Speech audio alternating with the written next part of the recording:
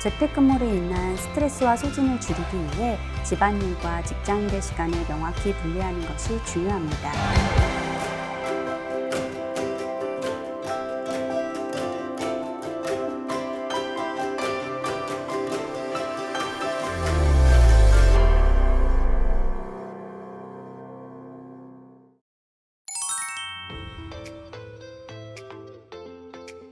안녕하세요. 국립정신건강센터 정신건강의학과 전문의 이정현입니다.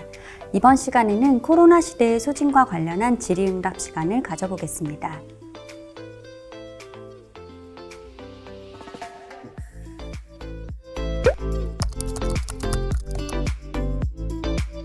재택근무로 인한 스트레스와 소진을 줄이기 위해 집안일과 직장일의 시간을 명확히 분리하는 것이 중요합니다.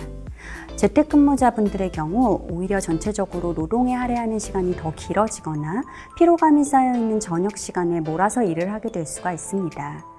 업무와 개인 생활을 분리하지 않고 섞어서 지내다 보면 생활 리듬이 깨지게 되고 불면이나 소화불량 등의 신체 증상이 나타날 수 있습니다.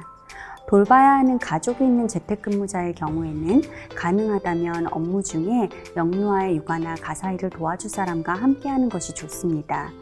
부부의 경우에 번갈아 가정일을 할 수 있도록 근무 시간을 나누는 것이 도움이 됩니다.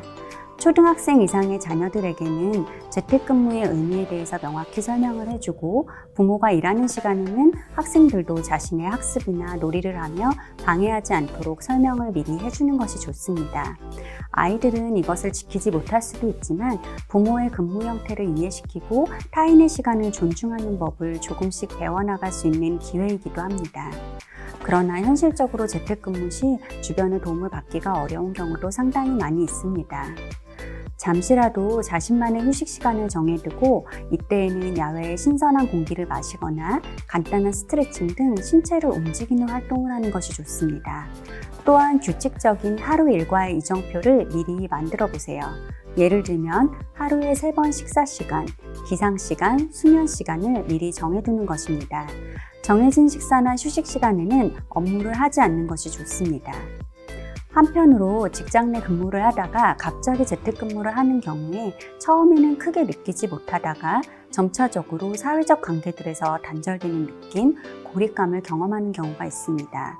이럴 때는 SNS 등을 통해 친밀한 사람들과의 관계를 어느 정도 유지해 나가는 것이 중요합니다.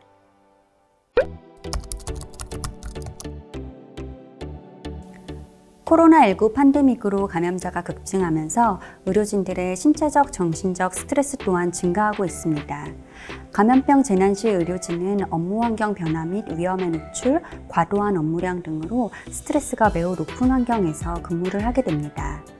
전문성을 발휘하고 헌신하여 회복을 돕는 과정에서 만족감과 성취감도 느끼지만 한편으로 소진 반응을 포함한 다양한 정신건강 문제를 경험할 수 있습니다.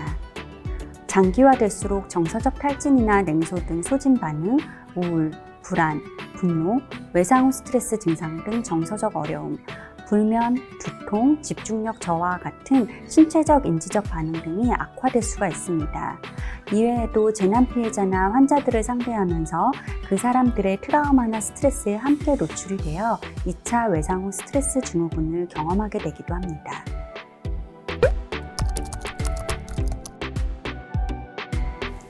소진과 스트레스가 지속되면 우리는 건강하지 못한 대처 방법을 선택하게 될 수 있습니다.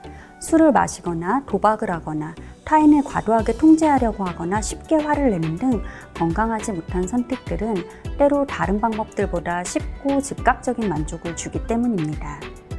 때로는 오히려 과도하게 일에 더 몰두하게 되어 소진의 가능성을 더 높이기도 합니다. 많은 사람들이 직장의 끊임없는 요구, 압박으로 자신이 아니면 이 업무를 대체할 수 없는 상황이라는 느낌을 받게 되기 때문입니다. 소진이 심각해지면 오히려 다른 누군가가 이 일을 대신할 수 없을 것이라는 생각에 사로잡히게 됩니다. 이 때문에 점점 자신을 돌아볼 여유나 정서적으로 휴식을 취하기가 어려워지는 것입니다. 지금까지 코로나 시대의 소진과 관련한 질의응답 시간을 가져보았습니다.